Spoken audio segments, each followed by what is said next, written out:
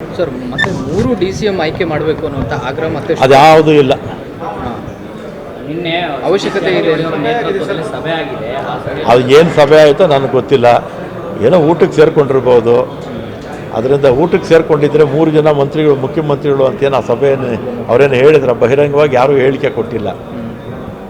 Sir ಈ ದತ್ತಪೀಠ ವಿಚಾರದಲ್ಲೂ ಕೂಡ ದತ್ತಪೀಠದ ಹಳೆ ಕೇಸನ್ನು ಸರ್ಕಾರ ರೀಓಪನ್ ಮಾಡಿದೆ ಅನ್ನೋದು. ಈಗ ಒಂದು ದತ್ತಪೀಠದ ಸಂಬಂಧಪಟ್ಟ ಹಾಗೆ ಗೃಹ ಮಂತ್ರಿಗಳು ಇಲ್ಲೇ ಇದ್ದಾರೆ, ಅವ್ರನ್ನ ಕೇಳಿ ಆಮೇಲೆ ಒಂದ್ಸಲಿ ಕೋರ್ಟಲ್ಲಿ ಕೇಸ್ ರಿಜಿಸ್ಟ್ರೇಷನ್ ಆದಮೇಲೆ ಅದನ್ನು ರಾಜ್ಯ ಸರ್ಕಾರ ವಿತ್ಡ್ರಾ ಮಾಡ್ಕೋಬೇಕು ಅಥವಾ ಕೋರ್ಟಲ್ಲಿ ಇತ್ಯರ್ಥ ಆಗಬೇಕು.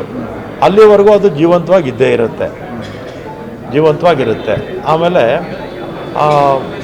ಹೆಸರೇನು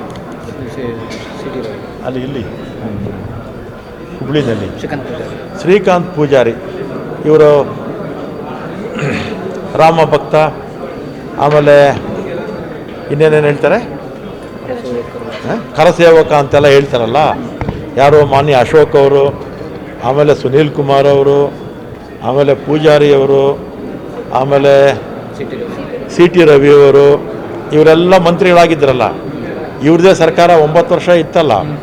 5 ವರ್ಷ ಯಡಿಯೂರಪ್ಪನವರು, ಇವರು ಜಗದೀಶ್ ಶೆಟ್ಟರ್ ಅವರು, ಆಮೇಲೆ ಸದಾನಂದ ಗೌಡರು 5 ವರ್ಷ CM ಆಗಿದ್ದರು 2008ರಿಂದ 2013ವರೆಗೂ.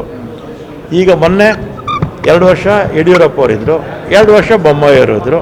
ಅಶೋಕ್ ಗೃಹ ಮಂತ್ರಿ ಆಗಿದ್ದರು, ಅರಗ ಜ್ಞಾನೇಂದ್ರ ಗೃಹ ಮಂತ್ರಿ ಆಗಿದ್ದರು.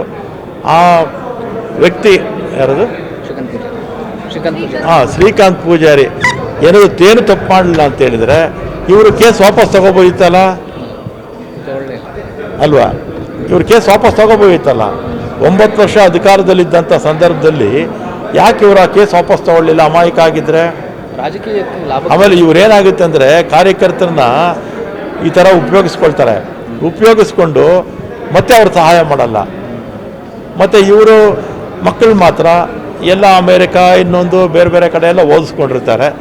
ಕರಸೇವಕರು ಅಂತೇಳಿ ಕಾರ್ಯಕರ್ತರನ್ನ ಅವನ್ನೆಲ್ಲ ಈ ರೀತಿ ಸಿಗಾಕ್ಸ್ಬಿಟ್ಟು ಮಜಾ ನೋಡ್ಕೊಂಡಿರ್ತಾರೆ ಅಷ್ಟೇ. Yes sir.